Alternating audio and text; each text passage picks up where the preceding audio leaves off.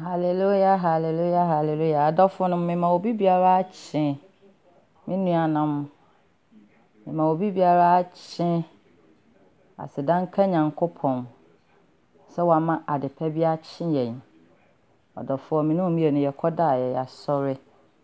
Ade ache boni bi anka yen a na asedanka Onyankopon. Efisa ono na ama ye hu ne ye hu ne. Se nyanyame a enka hina ne yen. Se nyanyame na wo ya fa enka me no mie no odofo. Ke da enke yen sori.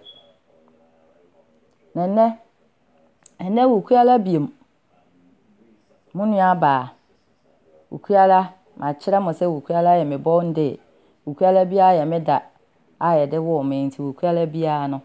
Ebo me homoden se metontum awurade. Me ye awurade aye. Sa ade nya che me nko an se na ba ko be ka me mfie ho de a. Ebe ka me da ho de a. Na se me de aseda kese e ma adwo Nyankopon. Odofo ene wukui ade eda makoma so baako se me nuanom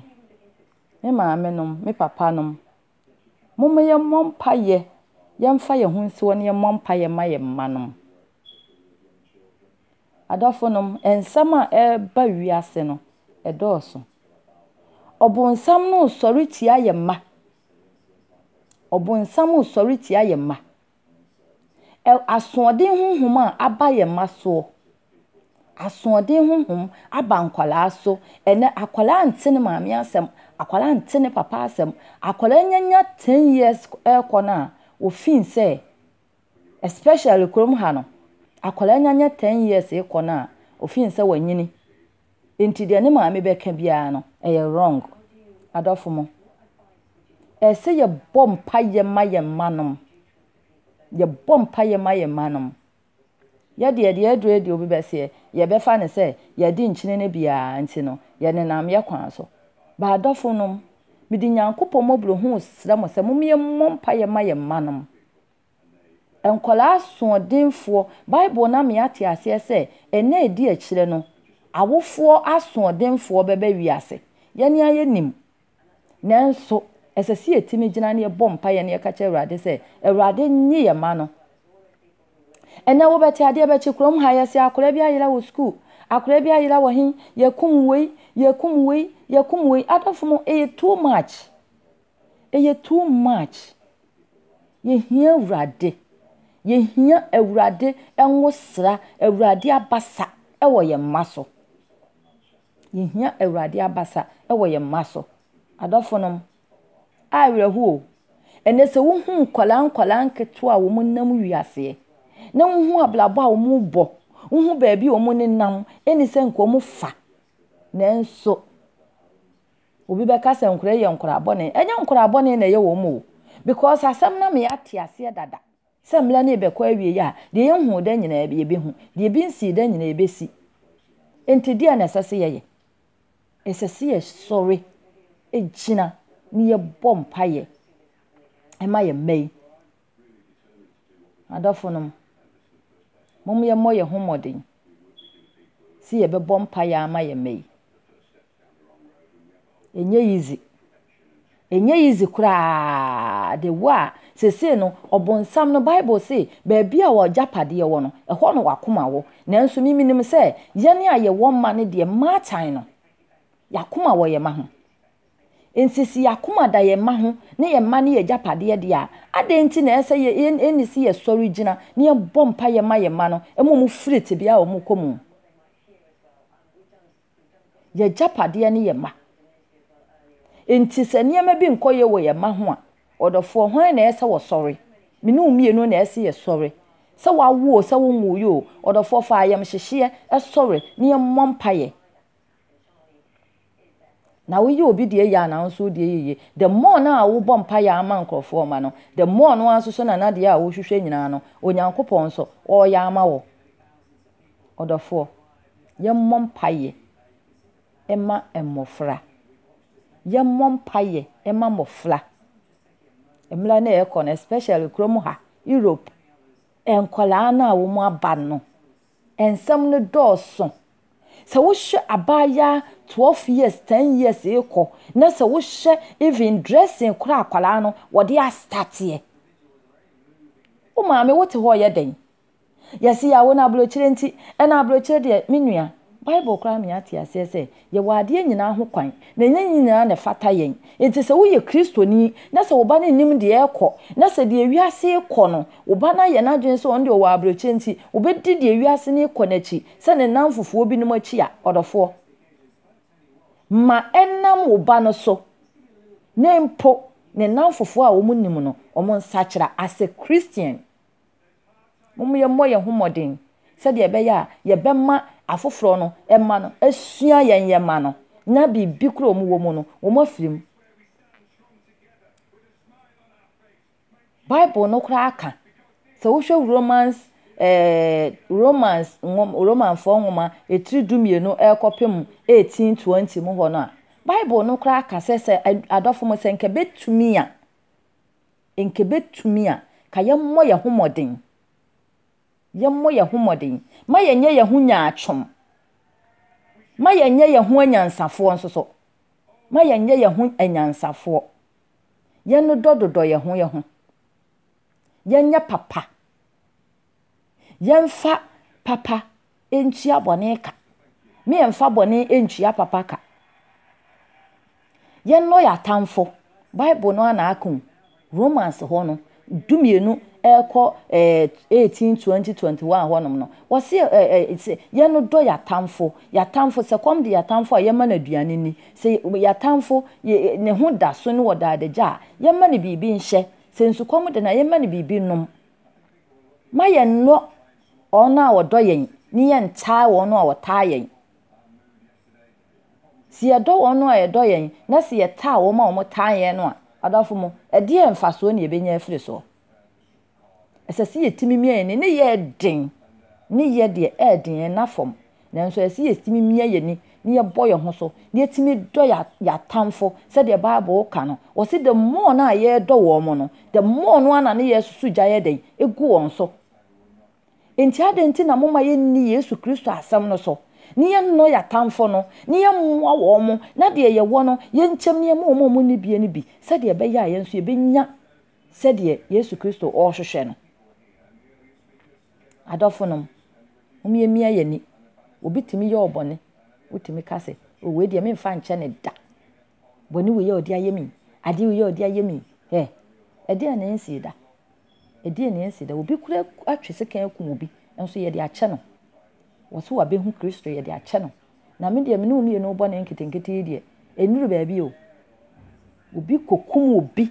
etimi be sachira be fanya meso eye ade papa emanyankopon de ne bone eche no na se mimi ne umie no ye bone nketenkiti aya aka honhom ene anichibuo ene peseminkuminya ene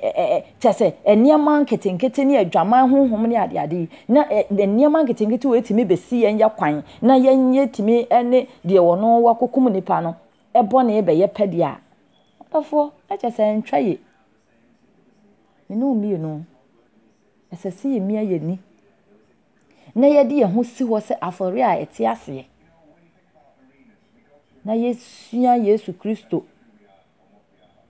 osi obi ntimi nkwa agya ne nkyɛ yo obi be kwa agya ne nkyɛn a agyeso onam no Yesu Kristo no so na bɛde wakonam Yesu Kristo so akɔ agya ne nkyɛn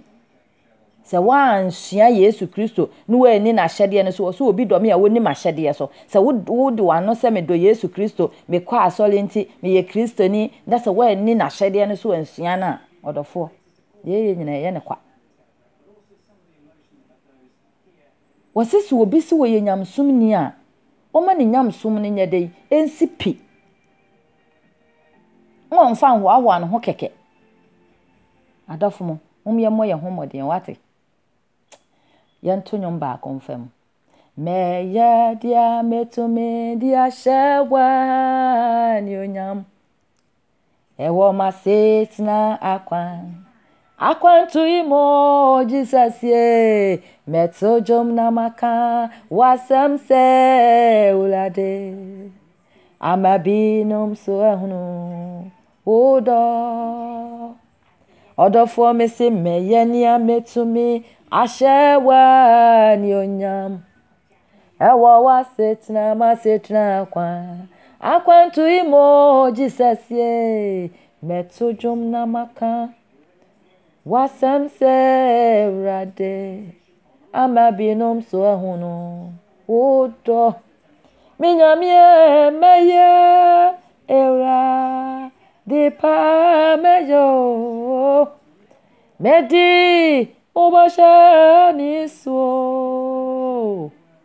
Enkwan yo. Medino kware. Era de ninyina. Meye. Odofo. Miemmo ye homoden. Ni yenye de Awurade ahye no. Na se ye de Awurade ahye na, adofo mo minnim se da bi no ye mrenwo ye bre nya kwa. Ye duru ho a gate no ye bebia ma yenso yetimi awuram. Yenso yakọ agya Nyankopon ne nchen. Na asoli bebele ba ye bekọ no wi ase nyina ye soli kwasi ada ye di akire ebena da ye di akire ukua da ye di akire yawo da ye di akire 7 days in the week. Yet asoli dem. Na Yesu Bible say nya wo na o se Awurade no enyina na bekọ Awurade Yesu Kristo ne nchen yo. De wo ye Onyankopon na pedie. Ono ene bekọ ne nchen. Na ye nam a ye tie mu bebrebe 7 days in a week ya ye kwa ye ba panda ye dress ya ye bompa ya Yesu. Da se ye ntimi ansa kira ya adwene. Ne ya anye Nyankopon apede de wo hwehwe no. Se de be ya ye benya ne nchen akwa. Ene yanka ye ntena fie. Ka ye ntena fie. Ese se abontenfo no wo mu hu ye no mu sua yen. No hu se asemesi nti ekwa do nyamesom esese me sum nyame na mane nka se asumesi ntimi nsi asole dem da Bible si de suntudua no beba no wonue de suntudua nam no so beba no onue odofo ema suntudua no nam me ne omienu so emiye meduo suntudua no de wo se beba na emom de nam no so no onue nti ye betena wa amena be nam ye so ama ya bedue ewo Nyankopon anim no minua eni kwan se ye ma no yesa o sise nkebetimi a enso so yenye ya adwen se ye betimi yenye ntum se ye betimi na se ye gitum se ye betimi Awurade nso obeboa yen obeka ye ho ama de ye nyina so atimi abem dofo ena no pay minua woda kai mofrei anopay ewio anadwo enwumlo everywhere you go no odofo try ne bo homodin say wo mpa ya momofrei ye mofrei ye di wiase mofrei nyina ehye Nyankopon sa Onyankopon fa ne nsa ka wiase mofrei nyina Onyankopon fa ne nsa ka mofrei emmo ne ho ban Onyankopon fa na basa kese no enkura mofrei wo na taban kese na ase efise ye nnim hwe kura no na sam na me ate ase se ye ma mofra ne kwan na mofra ne mra ne nchen na we nim se na osoro ahene ne ye won dia adofo mo adenti na ese yetimi etena ho ma mofra no etwe won ho free Jesus Christ ho wa bla wa kan se ye ma na wo mo kwan na wo mra ne nchen na wo ne soro ahene ne ye won dia enti ye betena ho ama osoro ahene no abebo ye manso debi ma me ne papa me nuanom mo yemfa ye ne nsifom ewo mofra ye hu ye wiase afa na nyina mofra enya Ghana nko ena enye London nko ena enye America na enye baabia mo yemmo ye homodin si ye bebo ye homodin na ye nsoso ya ye den ye ma no wo matimi hu Kristo no ma do won no ma sua won no ma hu na ne ma bone ye kwaso nyina no Awurade ntwe mo mfiri ho mo mese Kristo ye mo ye homodin ye mo mpa ye ma mofrei ye mo mpa ye ma mofrei ade kyenye biara emfa mofrei ni nu Yesu Kristo moja no yemfa mofrei ni nu Yesu Kristo moja no yemfa ne moja de hye na eda so gu Calvary bepo no so edi ma ye no ye ma ni nima ye mofrei nso ye ma ni hye won den ye ma ni nwale wo mo adofo mo da wase so ne me abomu ya adwene ye de mofra ya hye Yesu Kristo nsada amen.